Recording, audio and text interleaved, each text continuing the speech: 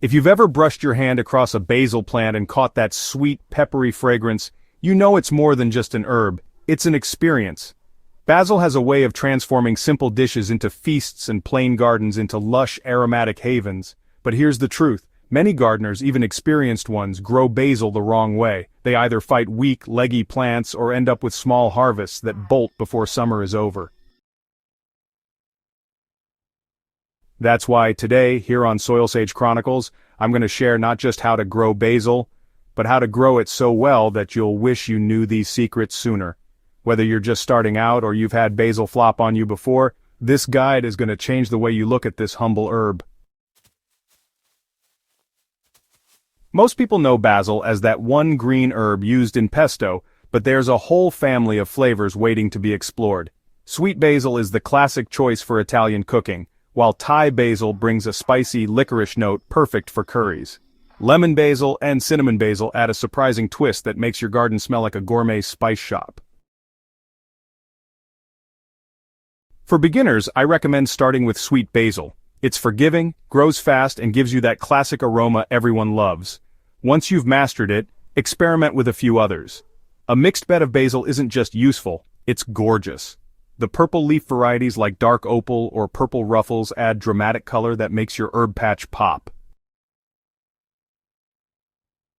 Here's the deal. Basil will forgive you for many things, but not for poor soil. If your soil is heavy, waterlogged, or starved of nutrients, you'll be fighting an uphill battle. Basil craves well-drained, fertile soil with a healthy dose of organic matter. I always tell my fellow gardeners, treat basil like a leafy green, not just an herb. That means rich compost is your best friend. Before planting, work in a few inches of well-rotted compost or organic manure. If you're growing in pots, go for a high-quality potting mix and don't skimp on drainage. Basil hates wet feet. And here's a tip you'll thank me for. Basil roots prefer warmth. If your soil is still chilly from spring, hold off planting directly outdoors until it warms up. Cold soil stunts basil, making it weak and vulnerable to disease. If you've ever grown basil that's stretched tall and spindly, it's usually a cry for more sunlight. Basil needs at least 6 hours of direct sunlight daily, though it thrives even better with 8. If you're container gardening on a balcony, keep those pots in the brightest spot you have. Indoors, a south-facing window or a grow light can make the difference between sad stems and lush leaves. Spacing also matters.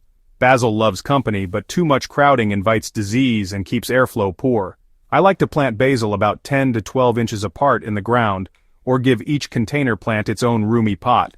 When basil feels it has the space to spread, it rewards you with bigger, bushier growth. Watering basil is where many gardeners either drown it or starve it. Basil needs consistent moisture but not soggy soil. The best rule of thumb: water deeply when the top inch of soil feels dry, then let it drain well. Morning watering is ideal. It keeps the leaves dry by nightfall, reducing the risk of fungal problems. One of my favorite tricks is mulching. A light layer of straw, shredded leaves, or even compost around the base of basil helps lock in moisture and keep roots cool. Mulch also saves you from the feast or famine cycle of watering too much one day and forgetting the next. Now here's the real game-changer: pruning. Most gardeners let basil grow tall and then harvest leaves here and there. The result? A lanky plant that bolts quickly. If you want basil that keeps producing, you need to be bold with your pruning. Start early. When your basil plant has at least 6 sets of true leaves, just pinch off the top set right above a leaf node. I know it feels kind of scary the first time, but trust me, this encourages the plant to branch into 2 new stems. If you keep repeating this, you'll turn a single stalk into a lush, bushy basil hedge.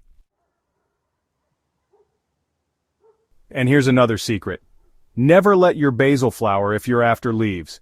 Once it blooms, the plant puts all its energy into seeds instead of foliage, and honestly, the leaves lose their flavor. So, whenever you spot flower buds forming, just pinch them off immediately. Basil is a fast grower, which means it's a hungry plant. If you don't feed it, your harvest will be smaller, and the leaves just won't have that rich flavor. Personally, I like to give basil a light feeding every 3 to 4 weeks with a balanced organic fertilizer or even a homemade compost tea. You want to avoid overfeeding with nitrogen-heavy fertilizers. Sure, you'll get huge leaves, but the flavor will be diluted. Basil grown organically with steady moderate feeding always tastes richer and more aromatic.